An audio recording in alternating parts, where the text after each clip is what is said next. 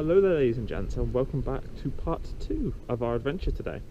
This afternoon we are here down in Lostwithiel at Restormel Castle.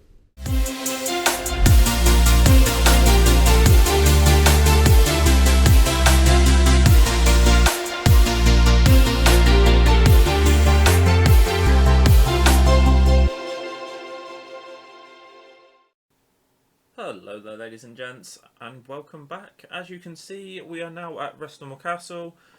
I'll be giving you a brief tour around the outside first of all, and a quick history of the castle itself.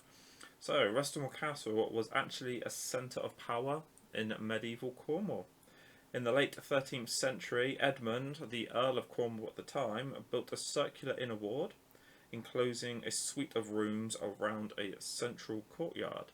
The outer wall, or ward should I say, is an exact circle 110 feet in diameter. This is the bit we're currently walking around.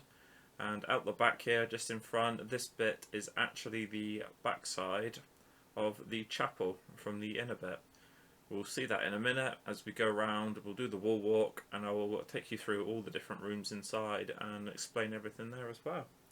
But yeah, the castle's zenith, or its heyday so to speak, was in the mid-14th century when Edward, known as the Black Prince, newly made Duke of Cornwall, repaired its buildings and spent at least 2 extended stays there.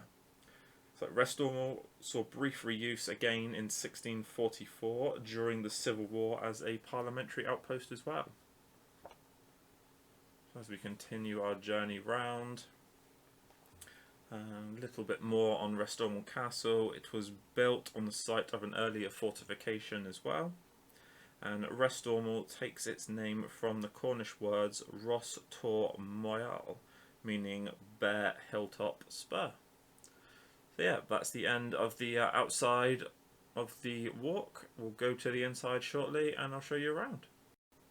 Okay, ladies and gentlemen, we are now back. We are on top of the wall. Down beneath us we have the Gatehouse. A little bit of information there. The outermost part that you can see just there was actually built at a later date and didn't consist of the original building. So we are going to be taking a walk around the top of the wall to start with, down the stairs as you can see, and then taking a stroll through the rooms inside. So first up here we have the kitchen on the left. This obviously is where all the food would have been cooked and prepared.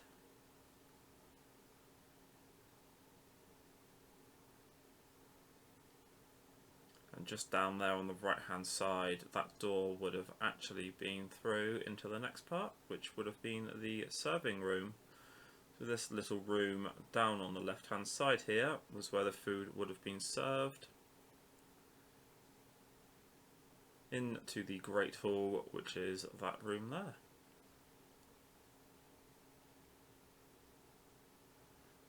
So as we move around, you may notice there are a lot of nodules, and we'll talk about them later, built into the wall. But yeah, for now, as you can see, it offered some stunning views up here. Currently used as farmland, but back in the sort of day when the castle was in use, this was actually a big medieval deer park. Just to the right hand side of the tree there you could see the town of Lostwithiel. But yeah, hunting was a staple source of food back in the day. And down there was just a little access way for guards or whoever wanted to come up to be able to access the wall at the top. Moving along, this part here was the inner hall.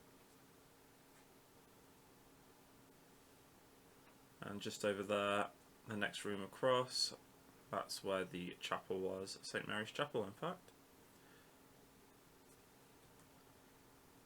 Yeah, just a little bit of another fun fact as well, that Edmund received a yearly salary of about £8,000 a year. Again, that's just another top-down view of where we'll be going for the chapel. But yeah, if you take inflation into account, that £8,000 a year that Edmund received nowadays would actually equivalent to about £9 to £10 million a year. And that was due to a lot of the tin mining in the region that made it very lucrative. Here we have the Great Chamber. This is where the Lord of the castle would have slept. And moving on, here we would have had the wardrobe. The wardrobe actually comprised up into a couple of different parts. Now, as you can see down there, there's two doorways. That would have been the underneath part. That little door there would have been the actual main access way to the wardrobe. This is where the Lord would have likely have kept all his valuables. And we'll get to some more of that when we see in a moment. Yeah, as we head down now, these stairs were actually quite narrow. Unfortunately, I have big feet, so it was a little bit awkward getting down them. But yeah, another view of the gatehouse. And as we go down, this doorway on the left hand here, that would have been the only way to actually access the wardrobe area, which would have been used as a bit more of a safe room.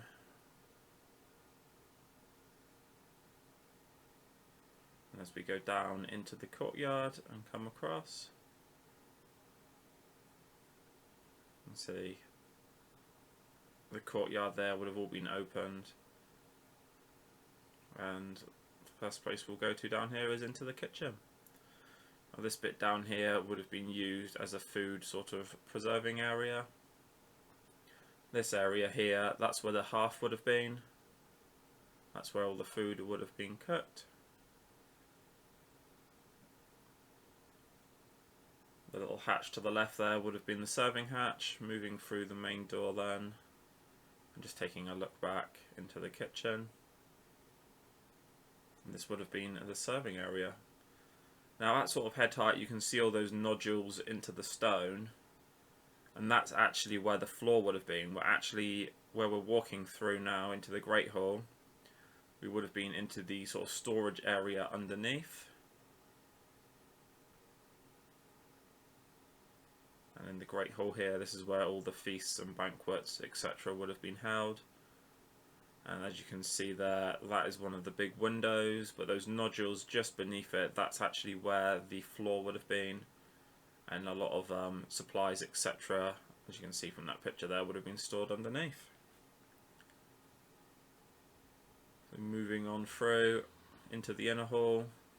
These pits here were likely remnants of a previous fortification and were likely where towers were.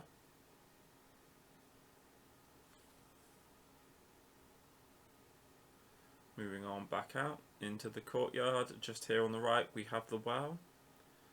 This was actually where they would have got their fresh water supply from, which obviously for survival would have been extremely important.